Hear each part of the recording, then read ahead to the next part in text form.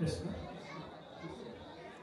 আমি অকণমান আকৌ ব্যাখ্যা আছে এইবাৰ আমি আমাৰ ভকতসকলে কিছু আলোচনা কৰিব লাগিব আমাৰ ভকতসকলে আমাক সুধিছিলে যোগ ধৰ্মৰ বিষয়ে অকণমান ক'ব লাগে এই যুগৰ মানুহে কি কৰা উচিত কি কৰিব নালাগে এই কথাখিনি আমি অকণমান আলোচনা কৰিব বিচৰা হৈছে এতিয়া আমি যোৱাকালিৰ যি আলোচনা আছিল সেই আলোচনা সাপ্ৰগ্ৰস্ত হৈ ৰাজা পৰীক্ষিতে উত্তৰমুৱাকৈ গৈ গংগাৰ পাৰত সমবেত হৈছে গংগাক সাক্ষী কৰি তেওঁ প্ৰাৰ্থনা কৰিছে যে সেই ঋষিসকল তাত সকলো ঋষি সমবেত হৈছে ৰাজৰ ঋষি ব্ৰহ্ম ঋষি দেৱ ঋষি এই ঋষিসকল তাত সমবেত হৈছে আৰু সমবেত হৈ ৰজা সাপগ্ৰস্ত হোৱাৰ পৰা পৰিত্ৰাণৰ কিবা উপায় পায় নেকি এই বিষয়ে আলোচনা কৰিবৰ কাৰণে সমবেত হৈছে আৰু সেই মুহূৰ্ততে ৰাজা পৰীক্ষিতে গংগাক সাক্ষী কৰি ঋষিসকলক কৈছে কি বুলি কৈছে এই সাপনো হেইটো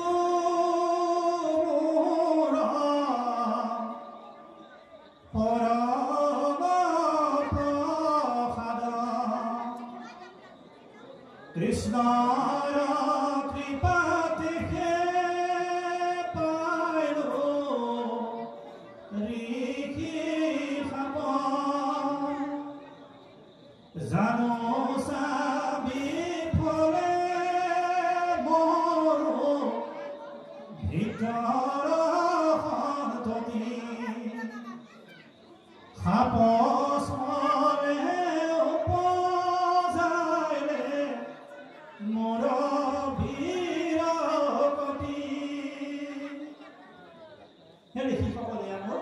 সাপ নহয় আচলতে কৃষ্ণৰ কৃপাত এটা প্ৰসাদ গতিকে গংগাক সাক্ষী কৰি কৈছোঁ তোমালোকে এই সাপৰ পৰা পৰিত্ৰাণৰ কোনো উপায় নকৰিবা এই সাপৰ পৰা খণ্ডনৰ ব্যৱস্থা নকৰিবা এয়া মোৰ প্ৰায়শ্চিত্ত কাৰণ গৰ্ভতে দেখি অহা প্ৰভু ভগৱন্তক মই আহিয়ে পাহৰি গ'লোঁ এই পাহৰি যোৱাৰ কাৰণে প্ৰভু ভগৱন্তই হয়তো ভাবিছে জানোচা বিফল গৰ্ভিত্তৰ সম্পত্তি পাণ্ডৱৰ কুলত যি পাণ্ডৱ কুল প্ৰভু ভগৱন্ত কৃষ্ণৰ কৃপা লাভ কৰিছে সেই কুলত জন্ম হোৱা সেই কুলৰ বংশধৰ হিচাপে যাতে মই বিফলে মৰিব লগা নহয় সেইকাৰণে সাপৰ চলেৰে মোৰ বৈৰাগ্যৰ ভাৱটো যোগাই তুলিছে আৰু এতিয়া তোমালোকে খালি মোক কোৱা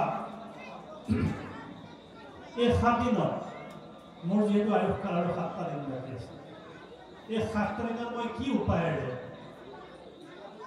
মই মোৰ আচল ঘৰখনলৈ গুচি যাব পাৰিম যেনে মই মুক্তি হ'ব পাৰিম মই বৈকুণ্ঠলৈ কি কৰিলে মই যাব পাৰিম তেতিয়া তাতে সমবেত হোৱা ব্ৰহ্ম ঋষি ৰাজ ঋষি দেৱ ঋষিসকলে তেওঁক কিছুৱে কৈছে যে তুমি যজ্ঞ কৰা কোনোবাই কৈছে তুমি দান কৰা কোনোবাই কৈছে তুমি তপ কৰা এনেধৰণৰ বিধান দিছে আজিও সেইকাৰণে আমি কওঁ যজ্ঞৰ বিধান যজ্ঞৰ তৃতীয় দিনৰ কথা কৈছোঁ যজ্ঞৰ বিধান আছিল যজ্ঞ কৰিবৰ কাৰণে কেনেকুৱা হ'ব লাগে যিডোখৰ স্থানত যজ্ঞ কৰিব বিচাৰিব বা যজ্ঞ কৰিব সেই স্থানডোখৰ 12 বছৰ চহাব লাগে 12 বছৰ চহাই সেই জেগাডোখৰ পবিত্ৰ কৰিব লাগিব তাত যাতে কোনো চৰাই চিৰিকটি জীৱ জন্তুৱে মল মূত্ৰ ত্যাগ নকৰে তাৰ প্ৰতি লক্ষ্য ৰাখিব লাগিব যজ্ঞ কৰিবৰ কাৰণে আৰু সেই স্থানত সেই যজ্ঞত যিজনে পুৰোহিতে মন্ত্ৰ উচ্চাৰণ কৰিব সেই পুৰোহিতজন হ'ব লাগিব তেওঁ আনৰ ওপৰত নিৰ্ভৰ কৰি খোৱা পুৰোহিত হ'ব নালাগিব মানুহে ধান গাই নিয়াৰ পাছত যি লেচেৰি বুলি কয় সেই লেচেৰি বুটলি জীৱন প্ৰৱৰ্তন কৰা বেদজ্ঞ ব্ৰাহ্মণৰ যোগেদি মন্ত্ৰ উচ্চাৰণ হ'ব লাগিব কলিযুগত কোনটো পাব দিয়ে একোটোৱে নাপায় গতিকে যজ্ঞ নিষ্ফল কাৰণ কলিৰ প্ৰভাৱ হৈ গ'ল নহয় যজ্ঞ কৰা তেনেকুৱা স্থানো বিচাৰি নাপাব তেনেকৈ ব্ৰাহ্মণৰ যোগেদি উচ্চাৰণ কৰা মন্ত্ৰ উচ্চাৰণ কৰা শুদ্ধ ৰূপত মন্ত্ৰ উচ্চাৰণ কৰিব পৰা আমাৰ ব্ৰাহ্মণক পোৱা নাযায়। গতিকে সেই যজ্ঞ এতিয়া নিষ্ফল। তেওঁ বুজিলে যে যজ্ঞ কৰিলে নাপাম, তপ কৰিলে নাপাওঁ, দান কৰিলেও নাপাওঁ। আৰু সেই মুহূৰ্তত সেই স্থানত ৰাজা পৰীক্ষিতৰ ওচৰত সমবেত হৈছে শুকদেৱ। শুকদেৱৰ আগমন হোৱাৰ লগে লগে শুকদেৱৰ লক্ষণটো কেনেকুৱা? শুকদেৱে কেতিয়াও কাৰো ওচৰত গাই দুহনতকৈ বেছি সময় নাথাকে। গাই দুহন মানে বুজি পাইছে নে? পোৱালীয়ে মাকৰ গাখীৰ খোৱাৰ যিটো সময় লাগে ইমানকণ সময় থাকে। আৰু সেইজন ভকত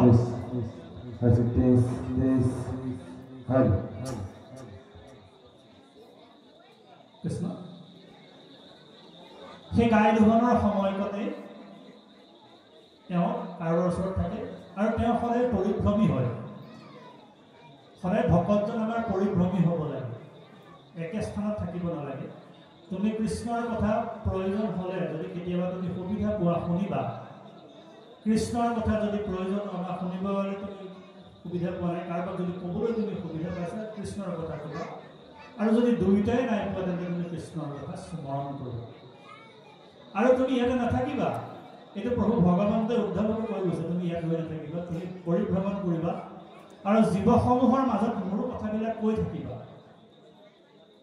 জীৱসমূহৰ মাজত মোৰ কথাবিলাক কৈ যাবা। সেই সময়তে কোন আগমন ঘটিছে? শুকদেৱৰ আগমন ঘটিছে। শুকদেৱক দেখাৰ লগে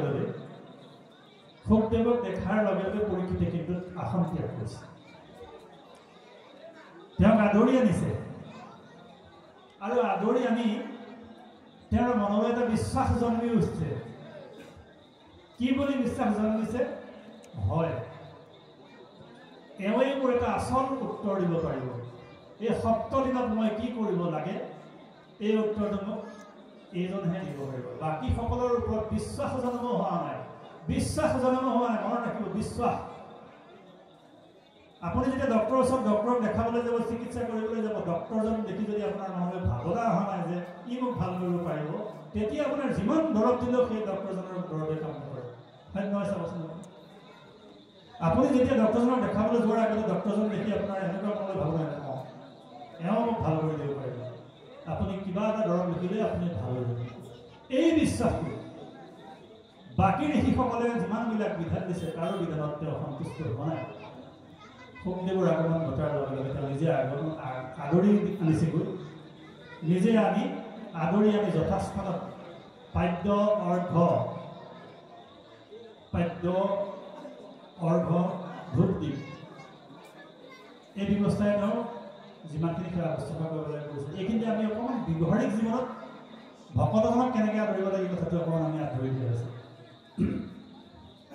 আমাৰ গৃহস্থৰ ঘৰত যেতিয়া নাম কীৰ্তনৰ আয়োজন কৰে বা কেতিয়াবা বছৰতে হওক বা কেতিয়াবা আয়োজন কৰে, তেতিয়া আমি ভকতজন আহিলে পাদ্য অৰ্ঘৰে আচৰণ দিব লাগে, পাদ্য অৰ্ঘ অৰ্পণ কৰিব লাগে। কেনেকৈ? পাদ্য মানে হৈছে ভৰি ধোৱা জল আৰু অৰ্ঘ মানে হৈছে খাবলৈ দিয়া জল। ভকতজনৰ অহাৰ মানে আপোনাৰ সেউকী ঘৰখনৰ পদূলিমুখত 2টা পাত্ৰত 2বিধ পানী ৰাখিব। এবিধ পানীত ভকতজনে ভৰি ধুবৰ কাৰণে আৰু এটা বেলেগকৈ পাত্ৰ ৰাখিব, তাত অকণমান পানী তেওঁ মুখত ধৰিব। সেইটো অৰ্ঘ। যিটো ব্যৱস্থাটো পৰীক্ষিতে দেখুৱাই থৈ গৈছে। ভকতজন আহোঁতে 2টা পাত্ৰত 2টা পানী থ'ব আৰু ভকতজনৰ আগমনৰ ব্যৱস্থাটো কিন্তু তেনেধৰণে কৰিব। 2টা পাত্ৰত দি যিটো পৰীক্ষিতে কৰিছে, ধূপ দি নৈবেদ্য বাকীখিনি আমাৰ ভকতৰ কাৰণে ঈশ্বৰ আমি যেনেকৈ আমি ব্যৱস্থা কৰিব তেনেকৈ কৰিম। তেতিয়া পৰীক্ষিতেও তেখেতৰে আগত নিলে, আনি পেলাই তেওঁক আটাইতকৈ জীৱনৰ মূল্যৱান প্ৰশ্নটো সুধি দিছে যে মোৰ দৰে নিয়মমান লোকসকলে কি কৰা উচিত, মই কি কৰিব লাগে। 7 দিনৰ পাছত যিটো তথ্যকে দৰ্শন কৰিব, এই তথ্যকে দৰ্শন কৰাৰ আগমুহূৰ্তত মোৰ দৰে সেই নিয়মমান লোকসকলে আমি কি কৰা উচিত এই বিষয়ে তুমি মোক অকণমান কৰা। তেতিয়া শুকদেৱক প্ৰশ্ন সুধিছে। শুকদেৱে উত্তৰ দিছে যে তুমি এই 7টা দিনত যজ্ঞ, তপ, ব্ৰত দান একো কৰিব নোৱাৰা খালি মই কৃষ্ণৰ কথা সমৃদ্ধ এখন শাস্ত্ৰৰ কথা তোমাক মই কৃষ্ণৰ কথা কৈ যাম তুমি শুনিবা এই শাস্ত্ৰৰ কথা তুমি 7 দিন যদি শুনা মই কোৱা কথাখিনি যদি শুনা তেতিয়া 7টা দিনত তোমাৰ মুক্তি হৈ যাব তেতিয়া পৰীক্ষিতৰ আকৌ সংশয় হৈছে তেতিয়া আমাৰ প্ৰশ্ন হয় অবুলিবায় পূৰ্ব কিনো কহিলা মুনি ইটো একো পুৰুষতো নতো দেখি শুনি তুমি বৰ অপূৰ্ব কথা এটা কৈলা অপূৰ্ব মানে পূৰ্বত নথকা তুমি পূৰ্বত নথকা কথা এটা কৈলা পটককে তুমি কৈ দিলা যে দেৱৰ ঋষি ৰাজৰ ঋষি ইমানবিলাক সমাবেত হৈ আছে তুমি অকল শাস্ত্ৰখন শুনিলে হৈ যাব অকল শাস্ত্ৰখন শুনিলে এইটোতো পূৰ্বত মই কেতিয়াও পোৱা নাই তেতিয়া সুখদেৱে কৈছে যে এইটো মই যিটো কথা কম এইটো ইয়াত নাছিলেই কোনেও পোৱাই নাই এতিয়া পাব আমি কালি 4টা শ্লোকৰ কথা আমি ভাগৱতৰ প্ৰথম 4টা শ্লোক ব্ৰহ্মাক যি দিছিলে ব্ৰহ্মাক 4টা শ্লোক দিয়াৰ পাছত সেই ব্ৰহ্মা দিলা নাৰদক নাৰদে ব্যাসক আনি দিল এই ব্যাসক নাৰদে কেনেকৈ দিছে নাৰদে ব্যাসক দিছে কেনেকৈ যেতিয়া নাৰদে ইতিমধ্যে বিভিন্ন শাস্ত্ৰ প্ৰণয়ন কৰিলে সকলো শাস্ত্ৰ প্ৰণয়ন কৰিলে বেদ পুৰাণ উপনিষদ যিমান য'ত আছে সকলোৰে শাখা ভেদ কৰিলে শাখা ভেদ কৰাৰ পাছত তেওঁৰ মনলৈ কিন্তু শান্তি অহা নাই অগুল থগুল মন নাহি সুখ শান্তি তেওঁৰ মনটো শান্তি ঘূৰি অহা নাই ইমানবিলাক শাস্ত্ৰ লিখিছে শাস্ত্ৰবিলাক লিখাৰ পাছত তেওঁৰ মনলৈ শান্তি অহা নাই আৰু সেই সময়ত তেওঁ ব্ৰহ্মক ইচ্ছা কৰি লগ কৰিব পাৰে সমাধিত তেওঁ ব্ৰহ্মক লগ কৰিব পাৰে এই সমাধিত ব্ৰহ্মক লগ কৰিও তেওঁৰ মনলৈ কিন্তু শান্তি ঘূৰি অহা নাই আৰু সেই সময়ত প্ৰভু ভগৱন্তই জানিছে যে মোৰ ভকত এজনৰ বিপদ হৈছে বিপদৰ পৰা উদ্ধাৰ কৰিব লাগিব আৰু সেই সময়ত নাৰদ আহি প্ৰস্তুত হৈছে নাৰদে সুধিছে তোমাকতো সমস্ত জগতে জানে বেদজ্ঞ শাস্ত্ৰজ্ঞ ইমান বেদৰ শাখা ভেদ কৰিলা ইমানবিলাক গ্ৰন্থ লিখাৰ পাছত তোমাৰ মনলৈ কিয় শান্তি অহা যেন তুমি ক'ৰবাত ভুল কৰি আছা তেতিয়া ব্যাসেও কৈছে হয় মই যেন ক'ৰবাত ভুল কৰি আছোঁ সেই দেখি মোক তুমি উত্তৰ দি আছোঁ মই কি ভুল কৰি আছোঁ মই কি ভুলৰ কাৰণে এনেকুৱা এটা অৱস্থা আছে যিটোৰ কাৰণে আজি মই অনুতপ্ত হৈছোঁ মনত শান্তি অহা নাই তেতিয়া নাৰদে ব্যাসক কৈছে অ নাৰদ বদতি শুনা মহামণি ব্যাস তুমি হে কৰিলা না হবে জগতৰ নাশ নিৰন্তৰে পশুৰ লয়লা তুমি প্ৰাণ নাহি মন্দ কৰ্ম আধ ইহাৰ সমান আকস্মিকে লোকক কৰাইলা হিংসা ধৰ্ম নুবুজিলা তুমি বেদৰ তত্ত্ব মৰ্ম তুমি বেদৰ অৰ্থ নুবুজিলা নাৰদৰ পদ্ধতি শুনে মহামুনি ব্যাস তুমি কি কৰিলা সকলো জগতৰ নাশ গোটেই জগতখনক তুমি নাশ কৰি দিলা নিৰন্তৰে পশুৰ লোৱাইলা তুমি প্ৰাণ তুমি শাস্ত্ৰ লিখি দিলা কি বুলি শাস্ত্ৰ লিখিলা যে দেৱ দেৱীক সন্তুষ্ট কৰিবৰ কাৰণে দেৱতাৰ আগত যদি তুমি ছাগলী বলি দিছা ছাগলীৰ পিঠিত যিমান নোম থাকিব সিমান দিন স্বৰ্গবাস হ'ব এইটো বেদত লিখা কথা কোনে লিখিছে বেদত ব্যাসে লিখি দিছে সেইকাৰণে সেই ব্যৱস্থাৰে মানুহবিলাক চলি আছে শংকৰদেৱৰ ওচৰত মাধৱ যেতিয়া মণিকাঞ্চন সংযোগ হোৱাৰ প্ৰাৰ্থনা আগৰ কথা কৈছোঁ তেওঁ জোৱায়েকক যেতিয়া আই টানমৰীয়া হ'ল সেইকাৰণে এটা ছাগলী কৈ থৈছিল দেৱী দুৰ্গাৰ আগত ছাগলীটো নাম বলি দিব গতিকে তেওঁ জয়াকক ক'লে যে তুমি যোৱা মোৰ কাৰণে বৈনায়কক ক'লে যে তুমি মোৰ কাৰণে যিটো মই আই কাণ্ডৰ ইয়াত দুৰ্গা দেৱীৰ আগত বলি দিবৰ কাৰণে পাঠা এটা ব্যৱস্থা কৰিছিলোঁ সেই ব্যৱস্থা তুমি আনা গ'ল। তেতিয়া তেওঁ বৈনায়কে কৈছে যে মই শংকৰদেৱৰ ওচৰত শিষ্যত্ব গ্ৰহণ কৰিছোঁ, শংকৰদেৱৰ পৰা যি জ্ঞান লাভ কৰিছিলোঁ ইয়াৰ যোগেদি আৰু মোৰ এই কামটো সম্ভৱ হৈ নুঠিব। তেতিয়া তেওঁ উপালম্ব কৰি কৈছে যে মৰমৰ নামত শংকৰ বুদ্ধিত পাগল বিহানে টকা দিলে তই নাদিলি ছাগল। কোনটো শংকৰ? যামচোন শংকৰক লগ কৰি পাৰিলোঁ। তেওঁলোক কেনেকৈ দুৰ্গা পূজাৰ দুৰ্গা দেৱীৰ আগত বলি বিধানৰ বিৰোধিতা কৰে চাওঁ। ঘোৰ শাক্ত ধৰ্মী মাজতে তাৰপিছত মহাপুৰুষ শংকৰদেৱৰ ওচৰলৈ গৈছে। মহাপুৰুষ শংকৰদেৱৰ ওচৰত প্ৰথমে যেনেকৈ নামঘৰলৈ আহোঁতে প্ৰথমে এনেই সেৱা এটা কৰা হয় বা এজনক সেৱা কৰা হয়, সেই ব্যৱস্থাৰে তেওঁ প্ৰথম সেৱাটো কৰিছে। সেৱাটো কৰি শংকৰদেৱৰ গুৰু মানে নহয়, কিন্তু প্ৰথমবাৰ তেওঁ বাদত লিপ্ত হৈছে। শেষত যেতিয়া মহাপুৰুষ শংকৰদেৱে যিটো শ্লোক কৈছে, তৃণমূল শ্লোক বুলি কয়, আৰু সেই ইমান পহৰ বাদ কৰাৰ পাছত ইমান যুক্তিৰে প্ৰতিপন্ন কৰিছে। মহাপুৰুষ মাধৱদেৱে যুক্তি দিয়ে, শংকৰদেৱে সেই যুক্তি খণ্ডন কৰে। তেতিয়া কৈছে যে হয়, সেই বেদত লিখা আছে ছাগলীৰ পিঠিত যিমান নোম আছে সিমানখিনি তোমাৰ স্বৰ্গবাস হ'ব।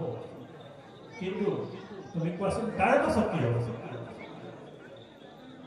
পুণ্য ক্ষয় ভৈলে কোনো নৰকতমলৈ ছাগলীৰ পিঠিত যিমান নোম আছে সিমানদিন স্বৰ্গবাস হ'ব। সীমা আছে তাৰমানে। গতিকে মই যিটো ধৰ্মৰ কথা কৈছোঁ সেইটোৰ যোগেদি তুমি কেতিয়াও আৰু এই জগতলৈ আহিব নালাগে। গতিকে তুমি যদি এজন দেৱতা, যিজন দেৱতাৰ আদেশ পালন কৰি বাকী দেৱতাসকলে নিজ নিজ কৰ্তব্য কৰি আছে, সেইজন দেৱতাক যদি তুমি সন্তুষ্ট কৰিব পাৰা, সেইজন দেৱতাক যদি আশ্ৰয় গ্ৰহণ কৰা, বাকী দেৱতাসকলক বেলেগে সেৱা কৰাৰ কোনো প্ৰয়োজন নাই। এতিয়া তুমিয়ে ক'লা যে তুমি হিংসা ধৰ্ম কৰিবলৈ ক'লা, বেদ লিখিলা, ইমানবিলাক পুৰাণ লিখিলা, সকলো মতে জীৱসমূহ চলি আছে। আৰু সেই জীৱসমূহ চলি আছে, জীৱসমূহে এই কৰ্মবিলাক কৰি আছে, আকৌ পুনৰ নৰকৰ দুৱাৰখনলৈ আহি আছে। স্বৰ্গলৈ গৈছে, নৰকলৈ গৈছে, স্বৰ্গ নৰক ইয়াতেই জীৱসমূহ ভগি আছে। জীৱসমূহক তুমি মুক্তিৰ ৰাস্তাটো দেখুৱাই থৈ নগ'লা, সেইকাৰণে তোমাৰ মনত আজি শান্তি কৰি অহা নাই, আৰু সেইকাৰণে তোমাৰ মন তুষ্ট কৰি অহা। তেতিয়া দেৱঋষি সুধিছে মই কি কৰা উচিত? তুমি কৰিব লাগিব কি? মোৰ উপদেশে কৰা ভাগৱত শাস্ত্ৰ প্ৰচাৰূপ গোবিন্দৰ গুণ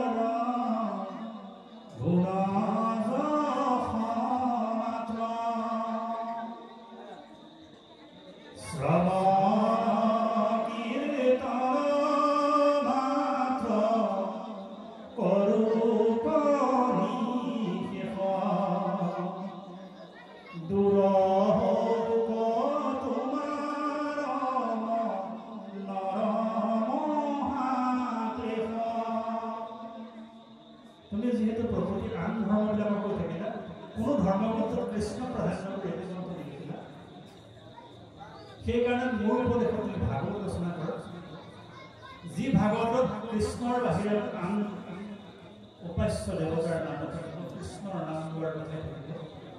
আৰু তুমি যদি সেই কামটো কৰিবা, তোমাৰ মনৰ ক্লেশ কিন্তু দূৰ হৈ যাব। গতিকে তোমাক মই উপদেশ দিছোঁ, তুমি ভাগৱত ৰচনা কৰা। আৰু সেই ভাগৱতে ব্যাসে ৰচনা কৰিছে, আৰু ব্যাসৰ পৰা সুকে পাইছে, সুকে পৰীক্ষিত কৰিব। এই ভাগৱত অবিকৃত ৰূপত আহিছে বৈকুণ্ঠৰ পৰা। ভাগৱত শাস্ত্ৰ নামি আহিছে কেনেকৈ? ক্ৰম অনুসাৰে। যেতিয়া আপুনি এজোপা পকা ফল, এটা গছৰ পকা ফল পৰি পেলাই চিধা চিধিকৈ মাটিত পৰি যাব, সেই ফলটো ফাটি যাব। একেটা ফলকে যদি ইডালে সিডালে আহি তলত পৰে, সেই ফলটো অবিকৃত হৈ থাকিব। ভাগৱত শাস্ত্ৰ কেনেকৈ আহিছে ইজনৰ পৰা সিজন ইজনৰ পৰা সিজন আৰু অবিকৃত ৰূপত পৰিৱৰ্তিত হৈছে গতিকে এই শাস্ত্ৰখন তোমাক কম আৰু এই 7টা দিন তুমি এই শাস্ত্ৰৰ কথা শুনা এই শাস্ত্ৰৰ কথা শুনিলে জীৱনকালত তোমাৰ মুক্তি হ'ব এতিয়া আমাৰ বৰ্তমান সময়ত যিখিনি চলি আছে এই কথাখিনি চাব যাওঁ একেধৰণৰ প্ৰশ্ন আমাৰ মাজত উপস্থাপন হয় যে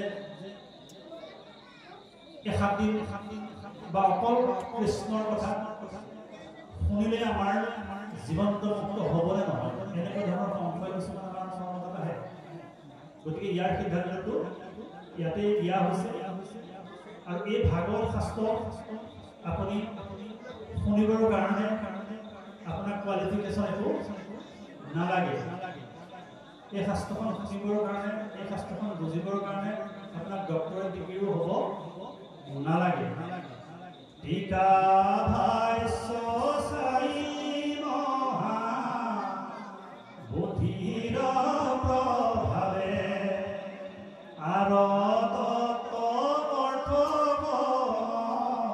পাৱে একোজনে টিকা ভাষ্য চাই আৰু ডক্টৰেট ডিগ্ৰী বহুত নাম আছে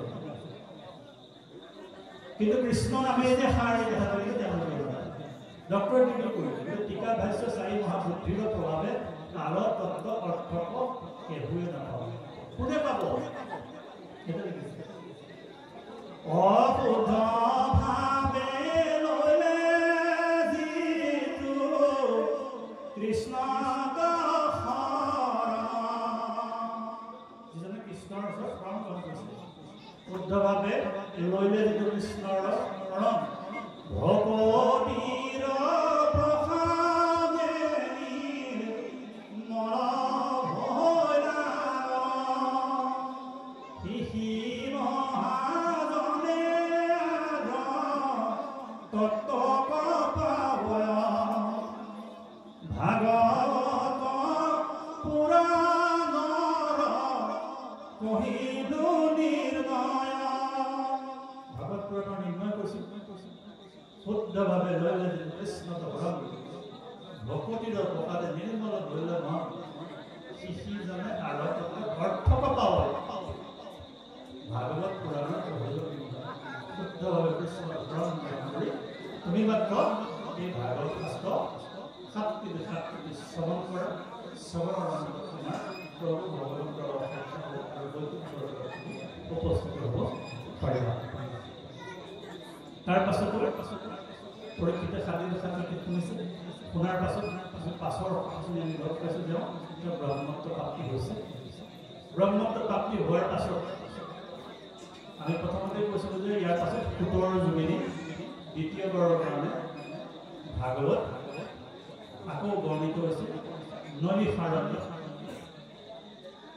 এই পৰীক্ষিতৰ মুখ্য প্ৰাপ্তি হোৱাৰ পাছত বাকী ঋষিসকলে সুধিলে শুকদেৱক যে আপুনি ভাগৱত শ্ৰৱণ কৰালে শ্ৰৱণ কৰা যিজন পৰীক্ষিত তেওঁ ইতিমধ্যে মুখ্যত্ব প্ৰাপ্তি হৈছে